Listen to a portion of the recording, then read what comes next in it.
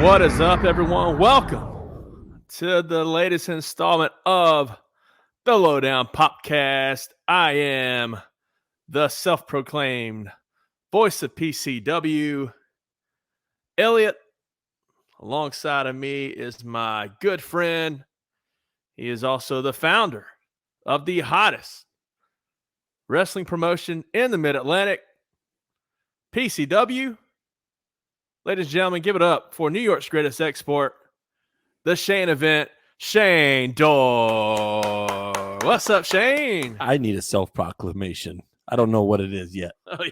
Go ahead, man. You get to be the self-proclaimed voice of PCW. I need something. Self-proclaimed, I don't know. What can it be? You better do mine really good. This better be incredible. I'm waiting. All right, come on.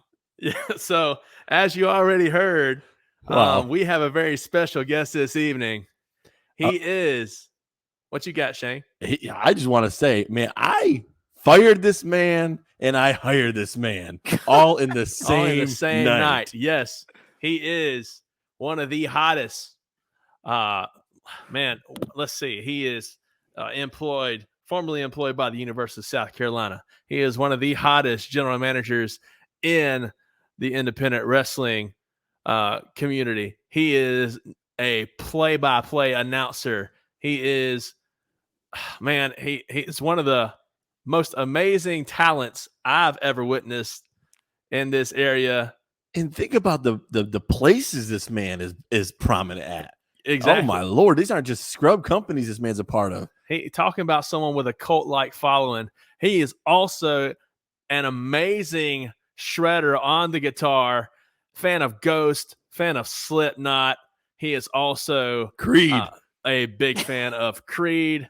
Some would say he's Scott Stapp's daddy. Ladies and gentlemen, GM Dave Foster. Hey, if I were to have my pick of dads, Scott Stapp wouldn't be a bad one. I mean, he made millions of dollars off his kid by making with arms wide open. And that kid wasn't even out of the womb yet. Like, think about how successful you would be as Scott Stapp's kid if you're already producing revenue before you're born. I can't stop smiling. This Dave Foster. I know. I mean, this is absolutely amazing. I've been looking forward to this since it was announced. Same. Dave's a good guy. He is the good guy. I don't have to say anything. You guys just talk, and I'll just sit here and just nod your head my and smile. Life, my last 6 years in professional wrestling, and just reflect and just hang out. And you all talk about me. It's like watching your own biography or documentary. It's perfect. It's like, man, they didn't do half bad. Everybody talks about you. Oh, what? What? Take that as you may. What's my stepdad saying? What did he say? Which one? I mean, because Sugar. Let's see. There's Sugars. There's Ethan. There's insert person's name here. Scott Stapp. Scott Stapp. That's a new one. I think. Just gonna Big add Game that James to my list real quick. Big Game James is your daddy. Hey boy, I would be. He is my wrestling father. That is for sure. My first father. And then Big Game went out for a pack of cigarettes, and then he was gone. He smokes? No, it's a joke about the corner store. He went out for a gallon of milk, and then he never came back. He went over it's a joke, Shane. He went up there to the corner of Bull and Elmwood at El Cheapo, and brother, I don't go down there. Got him a pack of Cools and was out. Big game don't go there. That is. So you're Dave, a baritone. He's a baritone. And he's trying to do a bass. You know what I mean? I'm glad you know these terminologies. Hey, I just thought I'd pop Elliot because I. Is that a baritone guitar you got on the back of your? No, I want one so bad. And with so you had mentioned before that former USC. So as of right this second, if you're listening to this on the 20th, I'm at my last day at USC, and then I'm moving to Charlotte, and it's freaking great. Got a dream job. Gonna live the city lifestyle. It'll be cool to go to concerts from the Queen City. Proud of you, Dave. I mean, Charlotte's an absolutely amazing city. I'm pumped. It's crazy how it worked out. They're home. Awesome. They're home. It's home to your favorite NFL football team. Carolina Panthers. I'm so upset the Cowboys aren't playing them this year.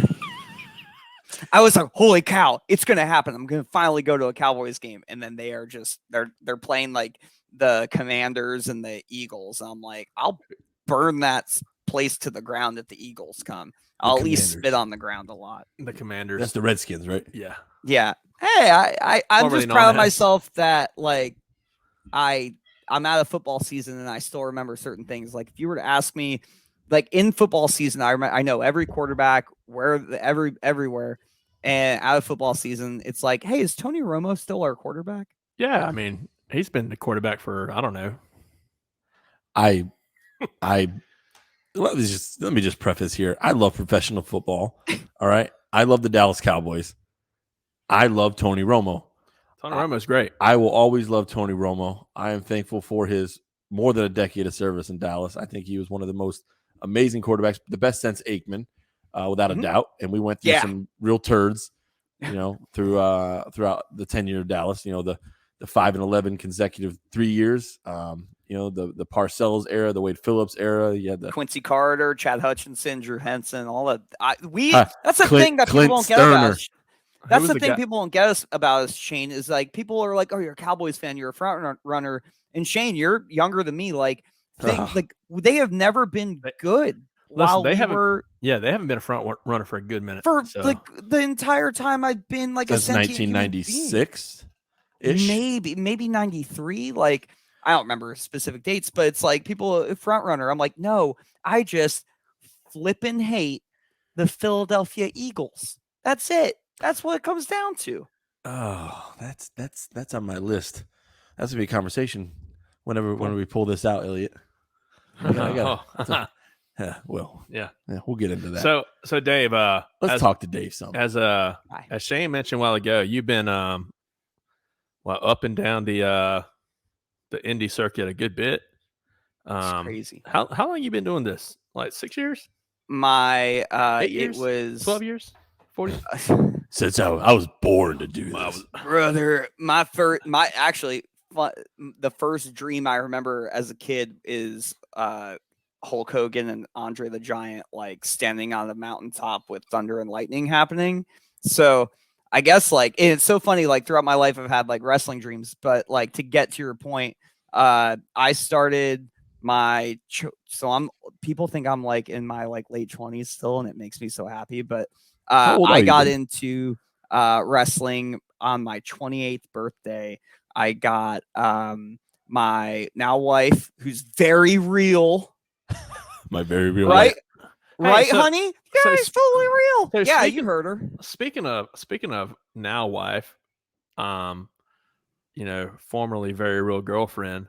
I didn't realize y'all been around each other. I'll say around each other. I don't know how long y'all dated, but I didn't realize y'all had been around each other as long as y'all had until I was Facebook stalking you today. So yeah. Oh, cool. Hey, listen. I was just wanting to make sure I got you a good promo pic. If you want the details on somebody, you go to their social media, folks. It's cool. Everything's on there. I got nothing to hide. Every job interview you apply for, they're looking at it. I'm like 2014. 2014. Yeah. We've been together for a long time, and then we just got sick of. We got engaged in Japan. And then we went to a New Japan show, and now I could say like since that New Japan show, I've like called matches for like half of those wrestlers, which is pretty freaking cool. Unbelievable. Yeah, and that's pretty neat.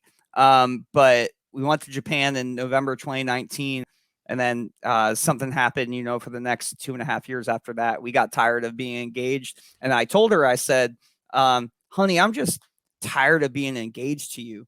And she took that as let's get married. And I said, yeah, all right, that's fine.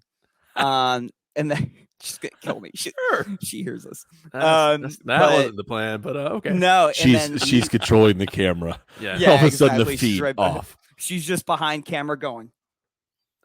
So but then we planned the wedding and got married in 10 days. I didn't want a big wedding at all. She didn't want a big wedding at all. And it just worked out perfectly for both of us. We had our friends, like a couple of friends. Everyone had a job, and it was it was perfect. And we went out to dinner that night, and it was special because I think our wedding was cool because we really were selfish about it, and we made it just about us. And I go to so many weddings, and it's always about other people, right? Yeah, I tell people all the time, I tell them all the time, hey, if you're struggling with whether or not you want a big wedding or not, just say no. You know, take the money it's going to cost in a wedding, take a trip, or put it as a down payment on a house or something. Something of value. Yeah, something of value, something that you're not going to look back on and be like, oh, I wish this wouldn't have been that big or whatever. Mm-hmm. Yeah, I bought this guitar. I'm just kidding. Yeah. We went on a cruise. It was awesome. And yeah, I wouldn't have done any of that any differently. And is that a seagull? A seagull? Yeah, is that a seagull? No, it's Ibanez. Yeah, it's sweet. It plays like an electric. So I put a song on my Instagram yesterday at DTFoster09. And I was playing on electric, and I have really bad electric guitars. They're just muddy, and I have a little floor amp that's like just stock, and I can't figure out how to make it sound good. But I just like playing. Like, I'm not a gearhead at all. I just like, give me the riff. And I started playing it on that because I was having a hard time hearing the notes. And it sounds so much cleaner, like a metal riff on that guitar than it did on the Telecasters I have. And I'm like, man, with this new job, like one of the first things I'm gonna buy myself is a really nice guitar. I got a box. If you want it, I'll sell it to you. We can talk about it later. That sounds stop. I'd be down. So I want to go back. Yeah. We this black market. We'll talk about it later. Yeah. Hey, so let's go back to your first day. You said it was your birthday. It was my birthday. You're at the time very real girlfriend. Yep. Now very real wife. Yep. Now very real wife. Yep. Bought you a gift, right? Yeah, and my best friend Steve, who we started at USC on the same day, he's one of my best friends forever. They blindfolded me, got me in a car, said wear workout clothes, and we end up at the Warrior Warehouse in front of, because the ring, there was misunderstanding. Like, this is such a perfect intro to wrestling story. Like, I'm so glad I lived. I'm so glad I lived like the grind, like the hustle times. Now I just feel like, I'm still putting in work, but at the same time, it's nice to like have these cool like upbringing stories. But and this brings back memories for me. So yeah, because you were there. So someone told Big Game, and it was like whispered down the lane, that the wrestling ring would be set up. Well, the wrestling ring wasn't set up, but the boxing ring was. And so they take the blindfold off, and it's literally me staring at Big Game, who, for those that don't know Big Game James, he is 7 feet tall. For someone that only does like 1 rep per hour in the gym, he is the most jacked dude I've ever seen in my life. He was a workout buddy of mine. And then, my friend and my girlfriend made the arrangement with him to give me wrestling training. And so I learned how to body slam in a boxing ring the very first time. Tuck your chin, man. That was it. I was like, okay, tuck your chin. I was like, okay.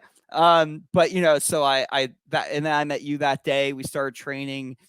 We had that trainer that had the money bag, wrestling bag, which I thought was the $1 Million Man money bag, which was really cool. And loved it.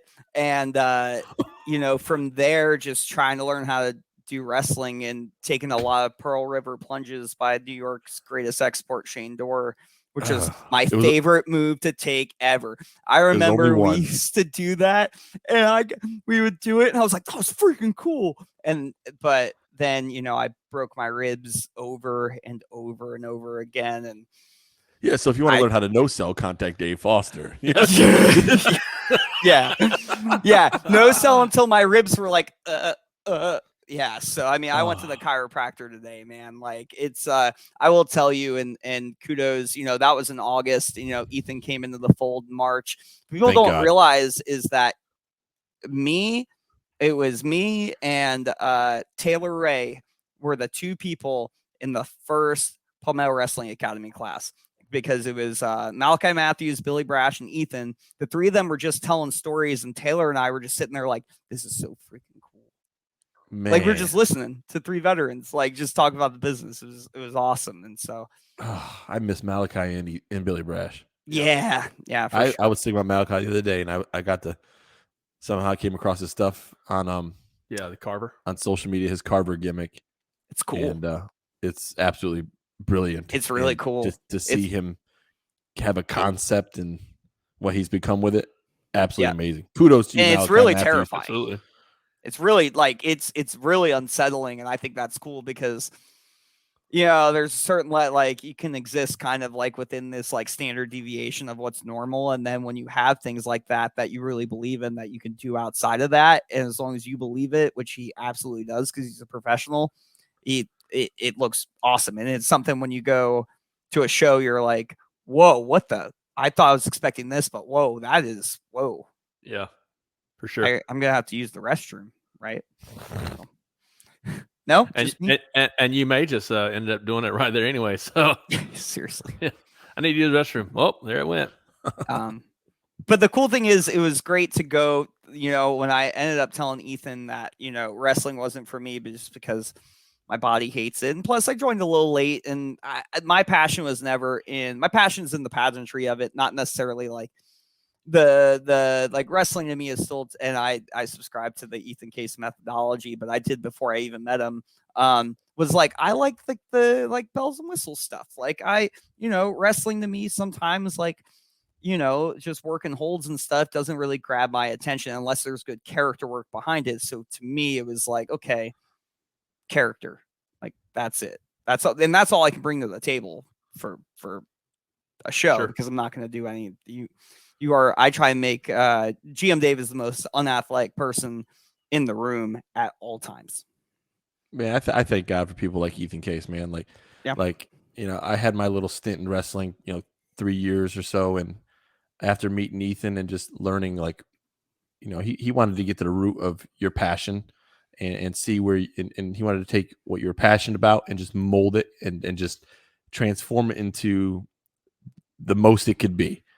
And I think he did that with me as a promoter, a human, a father, or a soon-to-be father. And I saw how he did that with you. And because, as you alluded to, you got hurt training, broke a couple ribs, and just said, you know what, this is not for me. However, I have a passion for this business. I have a love for this business. What can I do? What can I do to contribute? And that's all Ethan needs to hear from somebody is, what can I do? How can I help? And look where it's propelled you to, or helped propel you. You did the work. But kudos to you, man, because I think you're an unbelievable human being. I think you're an amazing person. I've loved seeing the success you had. I'm biased in a good way, because it started at PCW.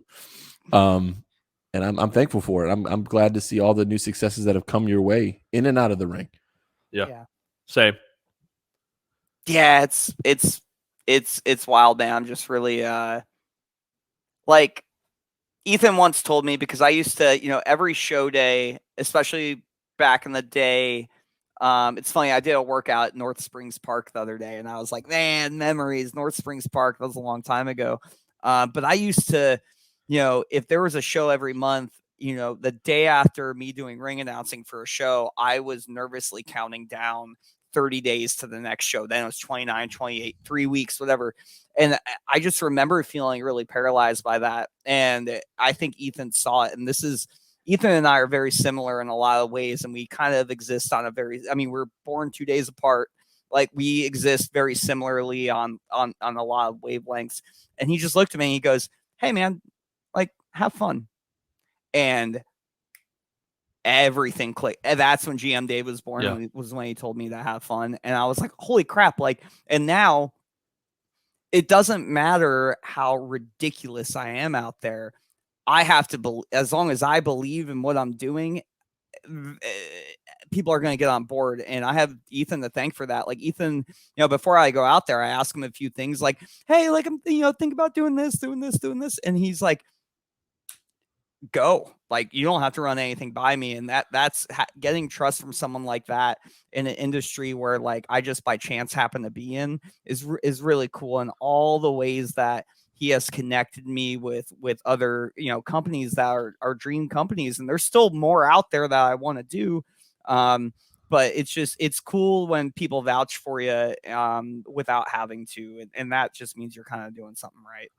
Yeah, he whenever we first came back this year at Taylor Plantation, he looked at me and said the same thing. I was, if you remember, whenever I guess when you and I were first doing it, you were GM and I was announcing together. We were wearing the khakis and the blazers and the T-shirt and everything, and it was one of those things I kept testing. Hey, is it okay if I wear this? He's like, man, I don't care. And then like that night of the show, he let me, and he said the exact same thing. Hey, just have fun.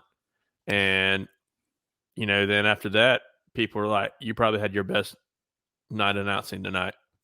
And I've tried to just take it up every time. I think the greatest thing Ethan Case has ever said to me, and I'm pretty sure it's said it to everybody, is, hey man, you know what? You want to know the least important part of professional wrestling is? The wrestling. I mean, how true is that? How true is that statement? Yeah. And I live by that as a promoter. And Dave, you as GM, announcer, play-by-play, your job is to have fun, have a passion for it, and all the rest works itself out. It really does.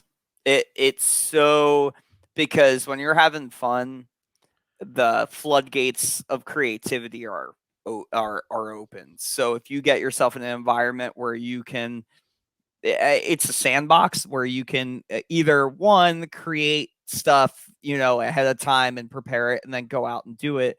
Or the thing I so love commentary, like it is. And that's why I love doing podcasts and talking about this stuff, because that is by far my most favorite thing in wrestling, because for a few reasons. One, I love the improv, that passive improv that is required to do that type of thing. And two, I love that, to use business terms, like I love putting other people over. Like, even if it's a match that isn't that great, I'm going to pull the good stuff out of it and hopefully make that person look like $1 million. Like I love that I'm not jaded in a way that would be tarnished, where it's still very much, wrestling is still very much this pure enjoyment I get that is just very untainted by real life. Like on show days, life is good. And that's, and when GM Dave's out there, life is good. It's like what Scott Hall used to say all the time, but other life is also very good, but the adult side of it kind of, sometimes sucks sometimes. So being able to have this outlet has, I can't imagine my life without being a part of this. It's just, and I'm sure, I know you both feel the same way.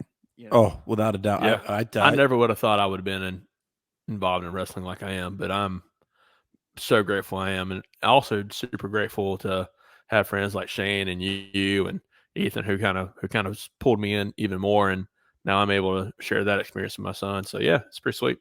And I was saying that professional wrestling is the greatest escape in the world for me. Yeah, 100%. Like I escape all the noise of the world with pro wrestling. I don't care what's going on outside. All I care is about what's going on inside that venue that we're at. Mm-hmm. And when I'm inside, maybe it's because I don't get cell service at Taylor Plantation. My wife's like, "Where have you been?" Listen, wrestling's the only thing that really gets me anxious now, brother. I love it, and gives you like the goosebump, like the it's one of the like, I'm a worship leader at a church and leading worship and stuff. That's a different arena. When I talk about, like, I don't get nervous when I'm or anxious when I'm about to lead worship. No, it's like me teaching class as a as a career coach. Like I'm going to talk to you about resumes. I'll pepper GM Dave in there, but at the end of the day, you're giving content. Yep.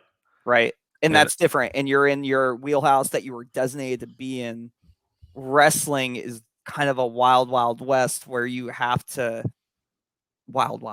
You have to kind of like take those, like it's the same skills. Yeah. It's the same stuff.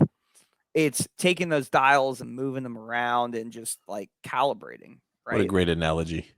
Calibrating. Love it. Yeah. GM Dave is Dave with his intelligence turned all the way down.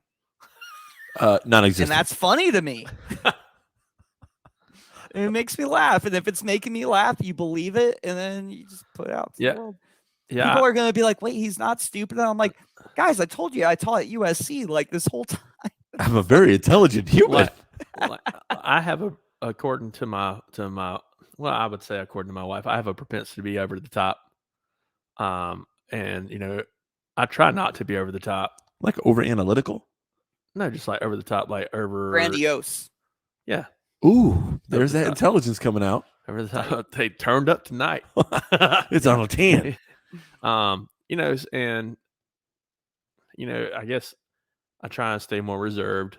When I'm not in the real world, I try not to be so over the top. But like when I'm in the ring about to announce somebody, I have that opportunity to turn it up a notch and let my old football habits come out. Dave. Yeah, when you were a cheerleader for the Riverhawks. Yeah, man, it sucked though because I had to quit because they didn't have my the skirt that would fit me. So those sizists, I'll tell you what. Dave, tell me, they're too short. 6 years in pro wrestling, right? So you've gone over, you've been Palmetto Championship Wrestling, you've gone to Premier Wrestling Experience in North Carolina, you've done Turbo, Viral. Have you done Deadlock? I really, really, really Deadlock's a goal. One way or another, like that's Deadlock is because I've gone to Deadlock, and Shane and I talked about this. Sorry, we'll get back to it, but I have to tell this real quick thing. Shane and I just talked about before we went on air, like the importance of going to a wrestling show and just enjoying it as a fan. And sure. I went to the Deadlock show in April, and then I went to the one last weekend in July. And man, I just sat in the back row and watched wrestling. That DPW that's Dreadlock Pro Wrestling. Yeah, Bojack. Yeah, that's Bojack. That's Dreadlock Pro Wrestling. It's Bojack country, baby. And NDA, those little me and Elliot were talking earlier. He's like, he messaged me DPW. Non-disclosure agreements. Hey, I'm pretty sure Vince knows about them. Anyways. But Titus O'Neil will smooth it on over with the opening Raw That's promo. right. You sure will. I turned on Raw yesterday, and I was so confused at what I was turned watching, it off after the I don't 5 watch minutes. all that much.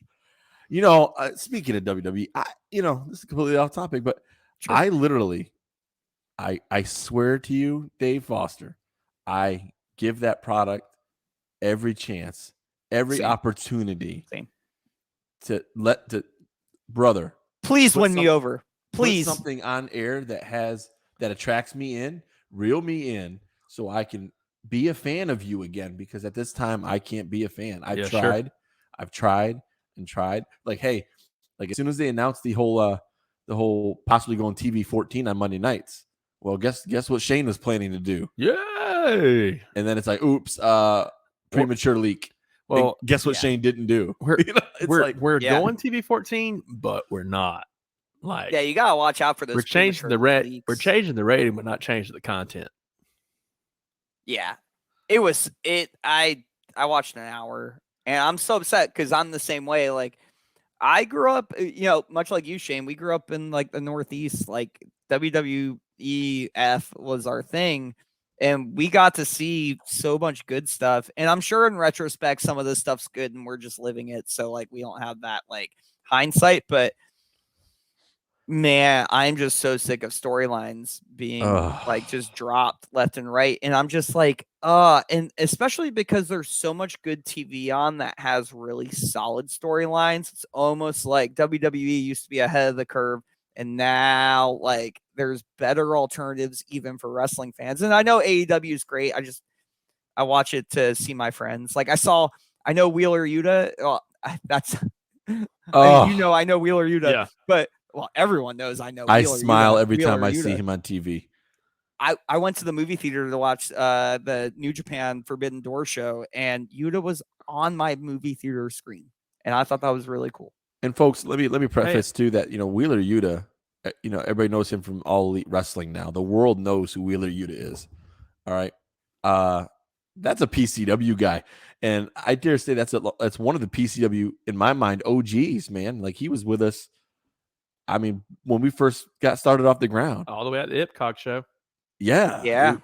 Teaming with classless Mason Miles at the time. Classy. Oh my goodness, Classy. that was before me. Oh, he was that classy. Was before me. Was classy. He was classy. Came out classy. With the pinky with the boa robe and everything. Yeah, it was nice. It's so funny though when like the first wrestling shows I went to around here, like Mason Miles is on it, Josh Powers and all that, and now Josh Powers is my personal sidekick. Yeah, like not side. I'm the sidekick. Oh no, he's gonna hear this. Oh yeah. Oh, I'm sure he's already has. Where's my whistle? I need to call him now. Speaking of which, that whistle is and that's what's so cool is that it's the dumbest. It's the dumbest thing on earth. No, it's not, Dave. But it's perfect. Have you seen TV on Monday nights? Yeah, trust me, true. It's not the dumbest thing. At least it's consistent. There you go. I said it. It's amazing, and I'm telling you, as long as it gets a reaction from people, I don't care if they're cheering you or booing you. If they're reacting, keep doing it. That is truly all I care about. The thing I like about GM Dave is that like I can exist in this weird in between space where I'm chaotic neutral. Like if you were to think about it, so I can be like I can make decisions that people don't like, and then I can make decisions that make people go crazy and awesome. But no matter what, GM Dave is chaos. Like that's all I care about. So it's just making things happen and just like boom, boom, boom, boom, boom, boom, boom. Like it doesn't matter. I mean, hey man, you want to know the biggest proponent of the Fire Dave chants? The person that hired me in the first place, Shane Dorr. Yeah, jerk. Which brings you to the story, Dave. I remember that day.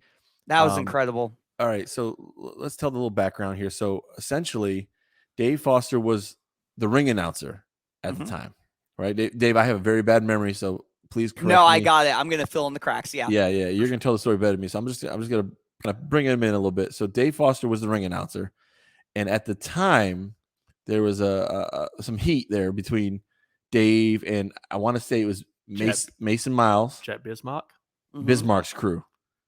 Yep. All right. So essentially, I was getting so overwhelmed. I fired Dave. I fired Dave as the ring announcer, and then Dave leaves to the packed crowd at North Springs Park. This must have been filled with a lot of my friends. This was pre-COVID. Oh yeah. Well, pre-COVID. This is like pre. This is like 2017. Yeah, COVID wasn't even on the agenda. Nope. Sorry. I love it. Oh, that was so good. Just a little. Thank you so much, Elliot. Thank you so much. Little one.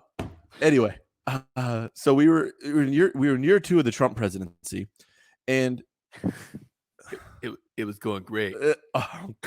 Just keep going with the story. I can crack Dave. Good people. So, all right, I'm done cracking Dave. Popping Dave. So I fired Dave as the ring announcer. He goes to the back. Crowd is very, very upset. I mean, they're ready to riot at this point. I go to leave. Was Cubics there that night?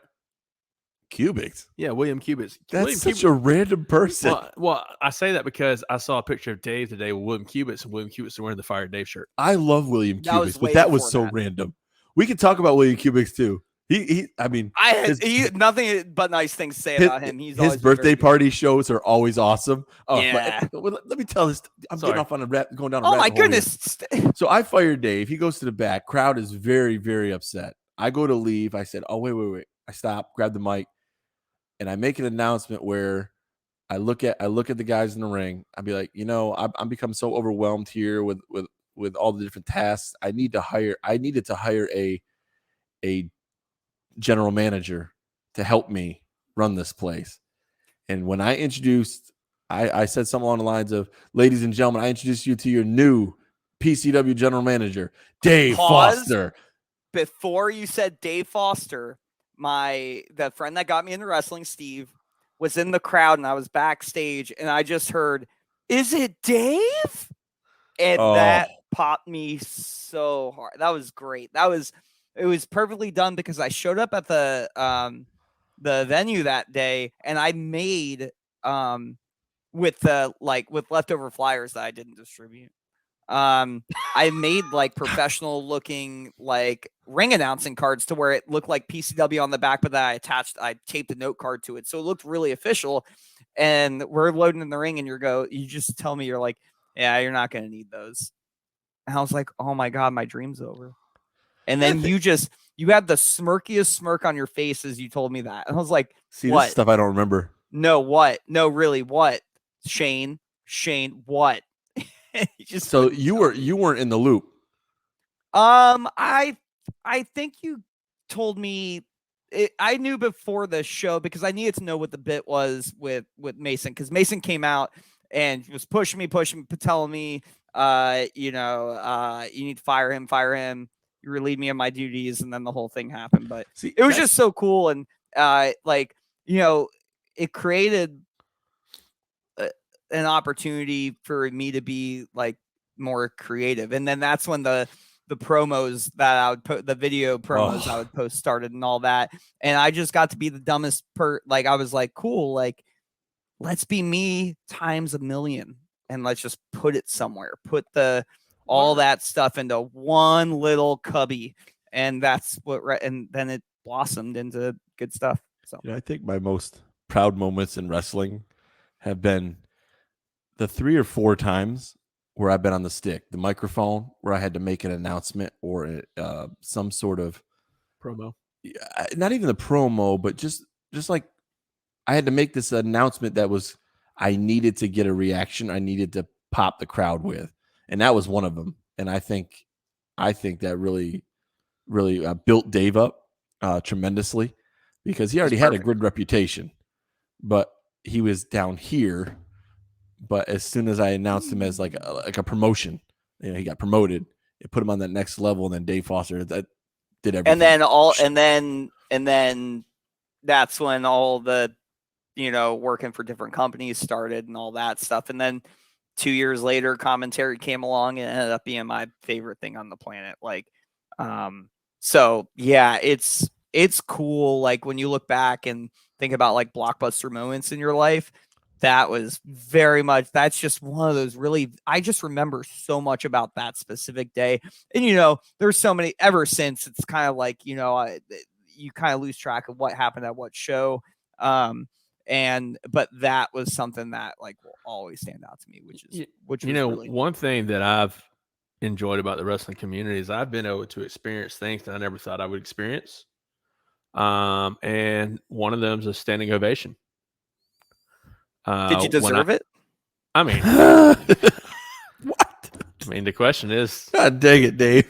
I mean, I came back as the ring announcer and got a standing ovation. Yes. Yeah, I was pumped to have you back. I was very excited to have you back for sure. And not only from other talent. I remember Ethan announcing I was back and stuff, and the talent being happy. It got so much love from everyone when I came back. But that night, I just remember people just popping whenever I came out as a ring announcer. Ethan may have even announced it, or somebody may have announced it. I don't remember if it was you or Ethan, but it was you. It was me. I remember too. Like I said, whatever, Elliot's back. You all can go to heck. And then I just left. Yeah. When I got the opportunity to come back to PCW, one of my first behind the scene things was this guy was getting. He's going to, because I knew that we needed to. I saw the trajectory of PCW on the outside looking in. I'm not saying anything I haven't told anybody, but no, we need someone like you. I knew I could help. Yeah. I knew I could help. And having conversations with Henry and Ethan, Morgan. I mean, there's a lot of conversations that were had. And I just wanted to help because at the end of the day, I still consider Palmetto Championship Wrestling my baby, and I always will, and I always want involvement. So I just knew that bringing Elliot Poston back, I think, was probably what's that word? Non-negotiable. Yeah. We need the voice. Plus, we need the didn't voice have back. anybody, and we went through a lot of people after I ring announced, and some of them went on to really, incredible Donovan. things. Yeah, Donovan. for sure. I saw him at an airport randomly a couple months ago. It was so good. I just hugged him in the TSA line. It was so good to see him.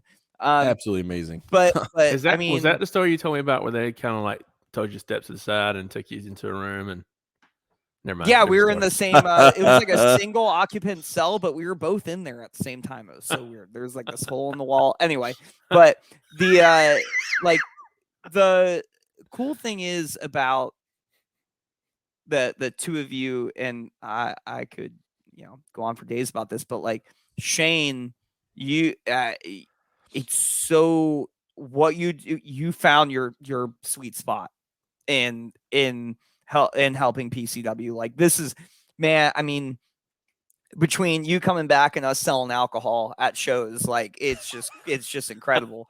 So glad I could be put on that level.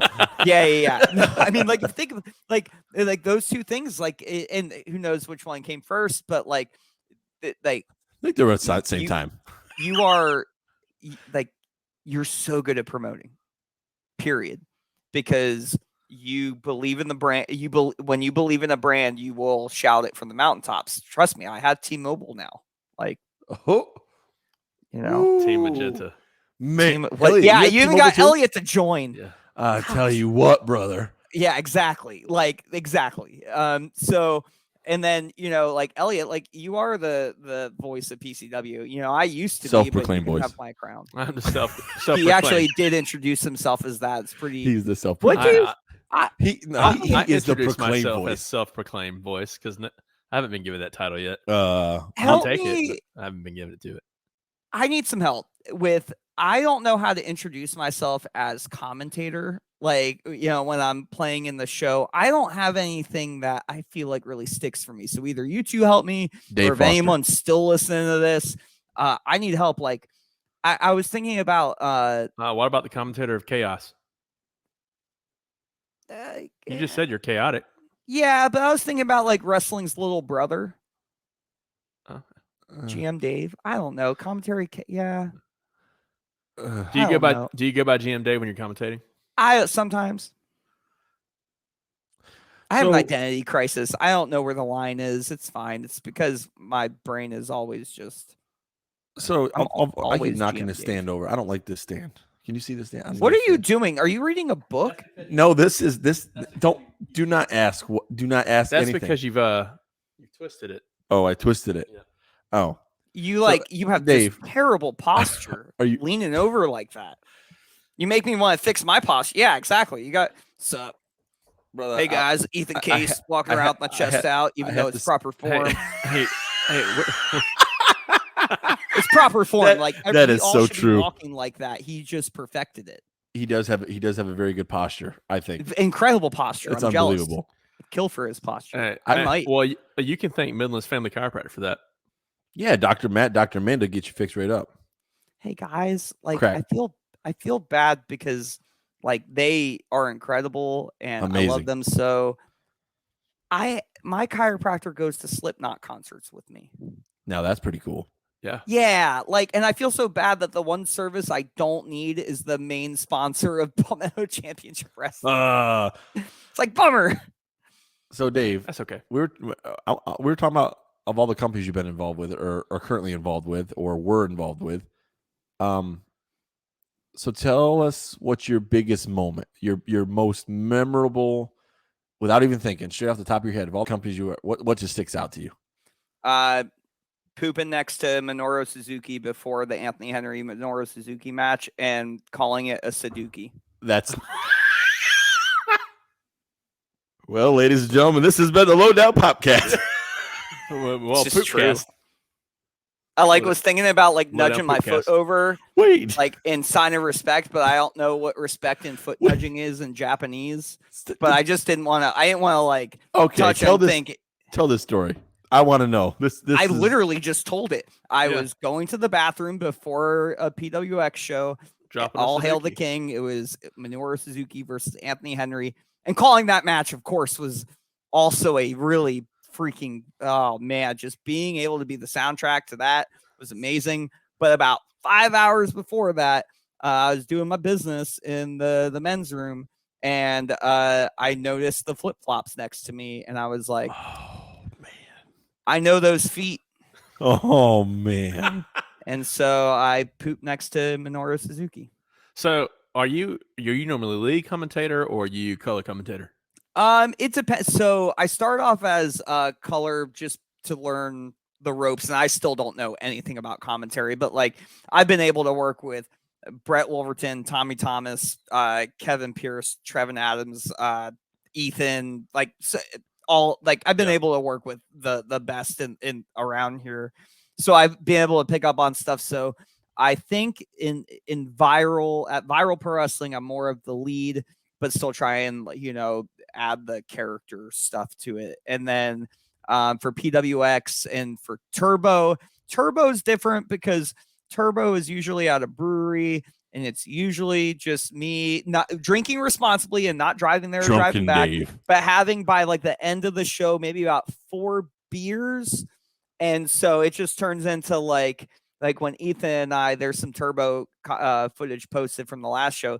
Ethan and I are literally just making Vegas Vacation references by the end of it. And it works because we're paying attention to the match and we're putting it over, but we're also kind of just being silly gooses. And I prefer it to be, I like the podcast aspect of commentating. And I think there should be more of that. And for the listeners, Turbo, when you hear Turbo, it is Pro Wrestling Turbo out of Greenville, South Carolina. TK and Josh Powers. Mm-hmm. Absolutely amazing. Oh, it's so fun. People. And I've yet to make it to one of their shows, but trust me, man, I tell you, life, brother. I guess. Yeah. It's high on the list, if not the top promotion on my list to visit. It's just, it's the ultimate, like, and this is the thing I love about wrestling shows too. And I say this also knowing that I get out of doing a lot of setup and teardown, and I completely realize that, and I don't understand why people aren't bigger jerks to me about it. Like, I'll help, but the Wrestling Academy is such a well-oiled machine. Like, an extra set of hands really doesn't help them work all that. I mean, it does, but it doesn't help them work all that much faster. But I love places like Turbo and PCW because everyone's in it. It's everyone for one day working towards one goal. Mm-hmm. And there's so much behind the scenes that happens that no one even realizes. And it's all the little things to the big things. Like, I think about like Raylan Albee, like he does incredible things behind the scenes and he's brilliant. And now he's working for New Japan. And I people know that. But like, it's also really cool seeing a lot of people that we've grown up with in the business over the last 6, 7, 8 years go off to do cool things. It just means that there's opportunity there, which is neat. Yeah, well, there's several PWA grads that are working or have worked for New Japan that people maybe not realize, but I don't want to say their names, but it's pretty cool to see. And going back to like where you say, all these different people come together for one day, one show, one night, one goal. I love that in the good companies, it doesn't matter. And this is going back to a previous discussion on an episode, but it doesn't matter your beliefs. It doesn't matter, religion. Doesn't matter your what faith you follow. Doesn't matter what sexuality you claim, what gender you claim. We just all come together for one common purpose, one common goal, and that's to go out there and entertain. Entertain is the common denominator. So just to be a part of a company that has that as their core, I think just speaks volumes, and it's absolutely humbling and extremely important. It's the diverse thoughts, ideas, backgrounds, people that make a good wrestling show. Because Absolutely. if everyone comes from the same, and the crazy thing is, I mean, you look at the Palmetto Wrestling Academy, you know, you have your main trainer and your main like assistant trainer and all that, but it's crazy. It's great because Ethan really tries to teach that everybody be your own person. Like, not everyone needs to do this move or this move or this move.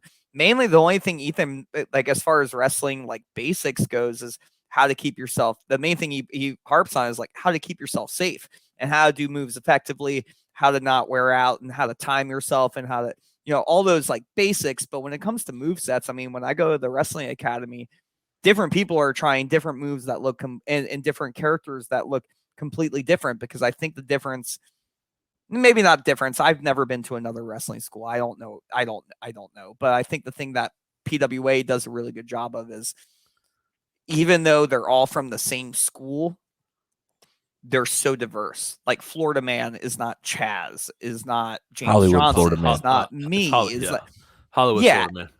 Yeah, absolutely. And it's so cool to be with Florida Man, and then like Mad Hollywood Dog. Florida It's been Man. cool to be a part of, like, you know, we shot the promos with Florida Man before the show, which were so Hollywood stupid. Florida Man. Hollywood brother. Bro. Yeah. But that stuff's brilliant, and it's cool to like. The thing I like about GM Dave is you can plug him into those situations, and he can, like, the goal is just to make them look bigger. Yeah.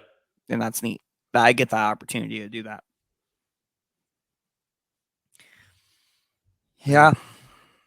Big gulps, huh? We've had Dave Foster on here for 52 minutes. Dave. How long are these supposed to go? As long as we keep going down rabbit holes and having conversation. Just need you to know, Ethan and I went like 2 hours and 45 minutes one afternoon on his podcast. I do not. My brain hurts. Yeah, our podcast is usually that long, but we have other segments too. But I do think, you know, we're held you up with enough time for this night. But I do have a little special surprise. However, is my mom here? Mom. Mama Foster. Yeah. Mama Foster. So we have a new segment coming up, and guys, you will have to subscribe to the channel to receive this and everything. But we're gonna keep rolling. Yeah. Here, and I'll cut it out and all that. But Foster. Ladies and gentlemen, his name is, he's a Slipknot fan, he's a Creed fan, he's a Ghost fan. He and I'm not talking about Patrick Swayze. Are you a Patrick Swayze Ghost fan? I don't know. He is GM Dave Foster. Dave, we appreciate you, man. Have a good one. Yeah, thank you guys.